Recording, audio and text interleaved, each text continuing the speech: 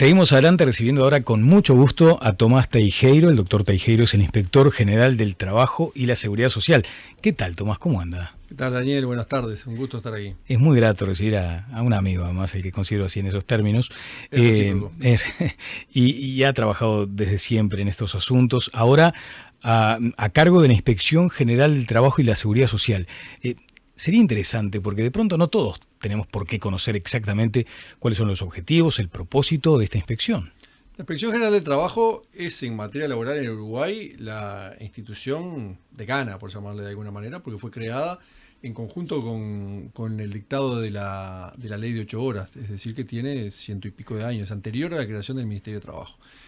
Y la inspección tiene una tarea que es bastante diversa. Tiene la tarea que todo el mundo conoce, que es la inspectiva y sancionatoria. Claro, sí, a veces se asocia mucho más el perfil sancionatorio que con otros, ¿no? Pero tiene una también muy importante, que es por ejemplo, la de elaboración de normas. Hay que pensar que de la Inspección General de Trabajo parte, por ejemplo, la reglamentación del teletrabajo, el proyecto de ley sobre trabajo por aplicaciones, el proyecto de ley sobre reglamentación del Convenio Internacional 190 en materia de acoso laboral, el decreto en materia de salud y seguridad en las empresas que ha entrado en vigencia hace bien poco. O sea, debe ser la inspección que debe estar más atenta a la evolución del mundo, claramente. Efectivamente, tiene que estar pendiente de los cambios que va teniendo el mundo de las relaciones laborales para ir acompasándolo.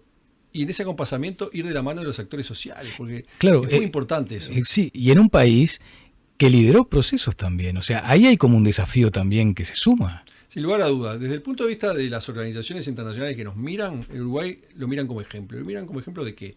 De diálogo. ¿Por qué? Porque en el Consejo Nacional de Salud y Seguridad en el Trabajo, que lo preside la inspección, en las tripartitas de salud y seguridad, están presentes siempre los actores sociales, trabajadores y empleadores en sus representaciones, ¿verdad?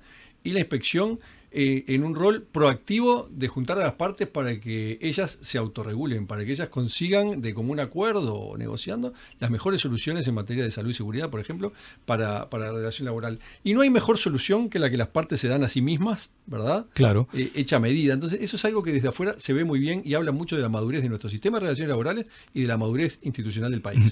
La inspección presta su ámbito para el diálogo, pero también es un, digamos, organismo que permite, digamos, que yo consulte algunas dudas que tengo. Por supuesto, la inspección tiene algunos funcionarios que brindan asesoramiento, ¿no? Y yo creo que un rol de la inspección cada vez más moderno tiene que hacer mucho hincapié en la prevención y en el asesoramiento. La sanción debería ser la excepción, ¿no? Una inspección moderna debe acompañar, como decía recién, en materia tripartita a los actores sociales, a las empresas, a los trabajadores, para en primera instancia asesorar, poner en conocimiento, explicar cómo funcionan las cosas y solo en última instancia ir por el camino de la sanción, que es el que nadie quiere ver. Y en términos estadísticos uno podría decir, bueno, lo que pasa es que ha crecido también la actividad económica, hay más empresas que antes probablemente, pero ¿hay más sanciones? No.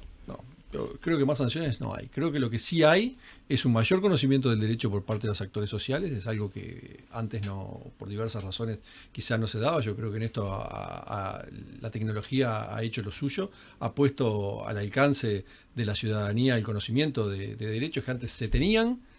Eventualmente se podían gozar con algún defecto, pero esos defectos no se conocían y ahora se conocen, ¿verdad? Sí. Entonces eso hace que la gente entienda más. Y al entender más, lógicamente hace un ejercicio más demandante de la ciudadanía. Pero yo no llegaría a la conclusión de que hay más sanciones. Sí hay más volumen de trabajo en virtud de que hay más cuestiones que tienen que ser vislumbradas en los expedientes administrativos. Claro. Y además corresponde una pregunta. ¿Hay como una cultura del cumplimiento? Porque también Uruguay se ha caracterizado por eso. No es que la gente incumpla porque le guste, más allá de que hay excepciones, pero de pronto, en términos generales, la gente quiere cumplir con lo que le dice la norma. Bueno, si nosotros hacemos un simple razonamiento, que es el comportamiento del colectivo oriental durante la pandemia, nos damos cuenta que estamos en una sociedad madura, ¿verdad? Una sociedad que no fue de ninguna manera obligada a guardarse, que no fue obligada a disminuir su actividad y que, no obstante eso, se replegó solidaria y conscientemente para cuidar a uno mismo y para cuidar a los demás. Creo que nos habla de una sociedad con gran responsabilidad. Y yo creo que ahí es donde marca eso que decías de una sociedad que tiende al cumplimiento. Hay excepciones como en todos lados, sin duda que sí, pero a la gente le interesa cumplir. Recibimos muchas consultas de gente que nos pregunta cómo hacer para hacer las cosas bien. Y eso es lo importante. Desde luego. Algo que nos marca, por ejemplo, la reducción de la informalidad.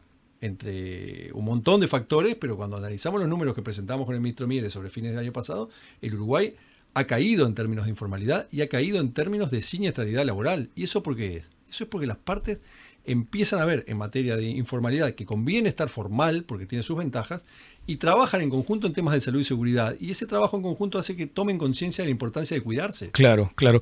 Ahora, Tomás, se da también la circunstancia, sobre todo asociado al concepto de la informalidad, que también todos queremos estar en la formalidad, hasta que se vuelve insostenible. Nos cruzamos para este lado del muro y después regresa la persona que circunstancialmente fue informal, regresa o busca la formalidad otra vez.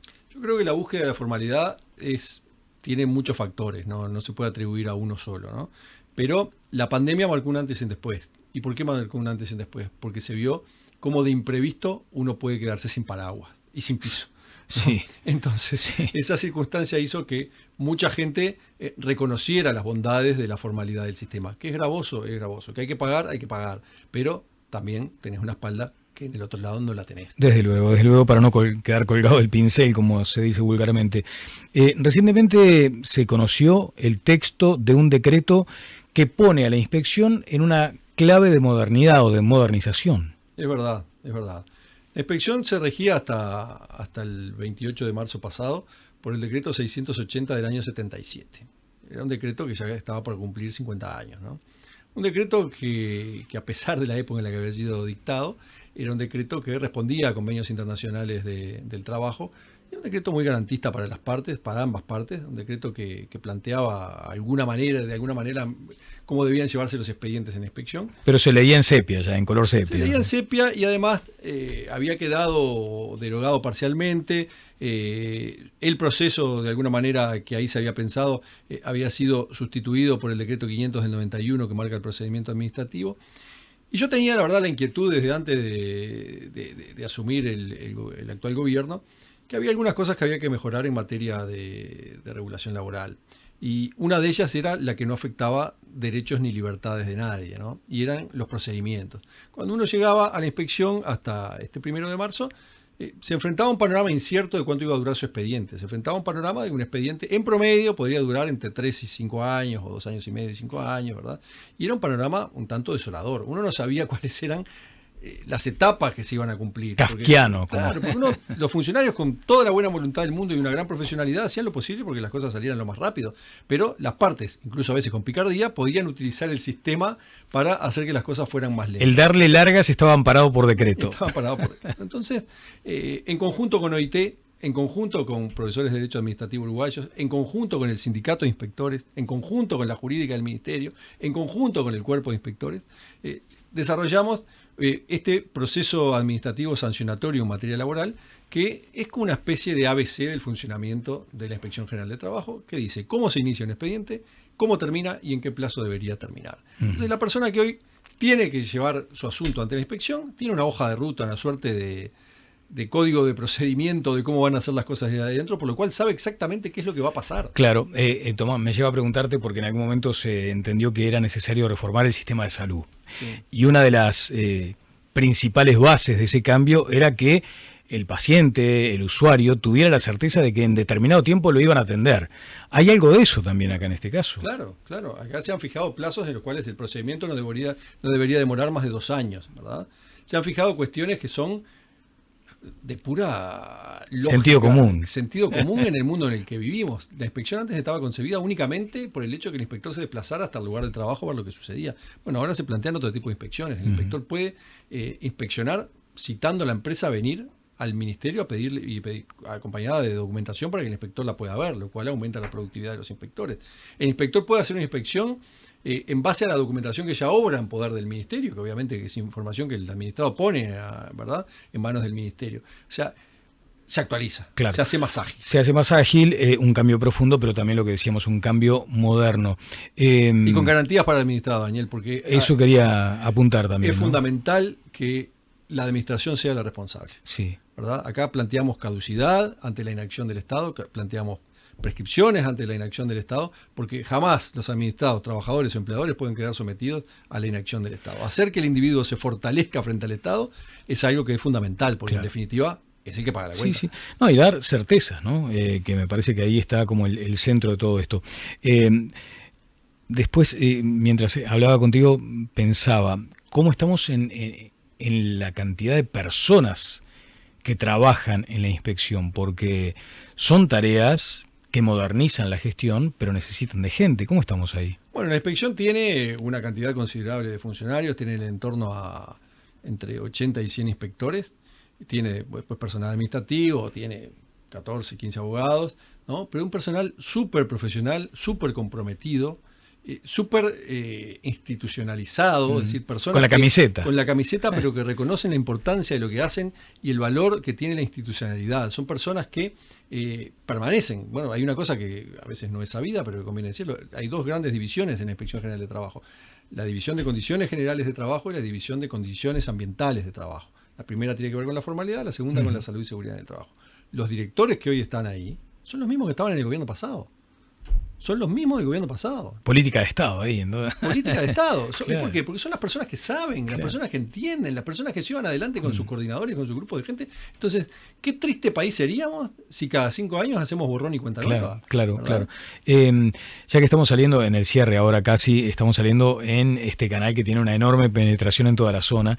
Se había mencionado, a propósito de cambios, que en las inspecciones de la zona turística habría algunos cambios, manteniendo las garantías para todos, pero con algunos cambios en ese grado de inspecciones.